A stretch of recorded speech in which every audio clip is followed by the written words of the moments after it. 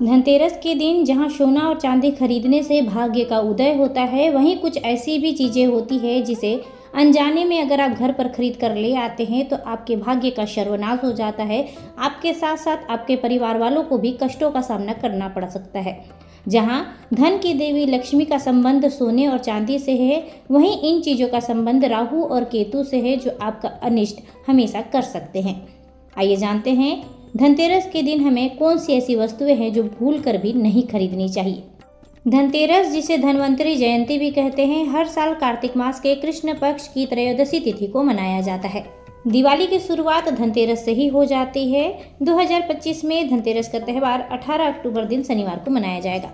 इस दिन सोना चांदी के साथ साथ अनाज, वाहन, इलेक्ट्रॉनिक आइटम जैसे टीवी, फ्रिज, कूलर इत्यादि खरीदना शुभ माना जाता है। वहीं अगर आप हल्दी की गांठ, साबुत अक्षत, गोमती चक्र और हरी इलायची घर में खरीद कर लाते हैं तो सौभाग्य में वृद्धि होती है। लेकिन अगर आप घर में धनतेरस के दिन धारदार चीजें जैसे चाकू, कैंची, सुई इत्यादि लेकर आते हैं, आपके भाग्य को संकट में पड़ने से कोई भी नहीं बचा सकता, क्योंकि इसका सीधा संबंध राहु और केतु से होता है। वहीं अगर आप बर्तन खरीद रहे हैं तो सावधान हो जाइए, क्योंकि धनतेरस के दिन चांदी, फूल, कांसा, पीतल के बर्तन खरीदे जाते हैं, लेकिन स्टील और एल्यूमिनियम और लोहे के बर्तन खरीदने से बचना चाहिए। वैसे तो दिवाली के दिन तरह तरह के सजावट के सामान खरीदे जाते हैं, लेकिन अगर आप कांच का सामान खरीद रहे हैं, अगर आप आईना खरीद रहे हैं यानी कि मिरर खरीद रहे हैं धनतेरस के दिन, तो भी आप यह गलती ना करें। आपको इन सब चीज़ों को नहीं खरीदना चाहिए। इसके साथ ही काले रंग के कपड़े खरीदने से बचना चाहिए। काला रंग अशुभता का प्रतीक होता है। अगर आप लाल कपड़े खरीदें तो भाग्य में उदय होगा। सरसों का तेल खरीदना भी बेहद दुखकारी हो सकता है आपके लिए। अगर आप हर साल धनतेरस के दिन नमक खरीदते हैं तो सावधान रहिए, क्योंकि अगर आप समुद्री नमक खरीदते हैं तो इससे आपके जीवन में आने वाली खुशियों का रंग फीका पड़ जाएगा। अगर आप नमक खरीदना ही चाहते हैं तो सेंधा नमक खरीदें, जिसे फलाहारी नमक भी कहते हैं। अगर आप धनतेरस के दिन जूता, चप्पल खरीद रहे हैं, चमड़े की चीज़ें खरीद रहे हैं तो उससे भी परहेज कीजिएगा, क्योंकि यह चीज़ें आपको नकारात्मक ऊर्जा की ओर खींच कर ले जाती है और सकारात्मकता आपसे दूर चली जाती है।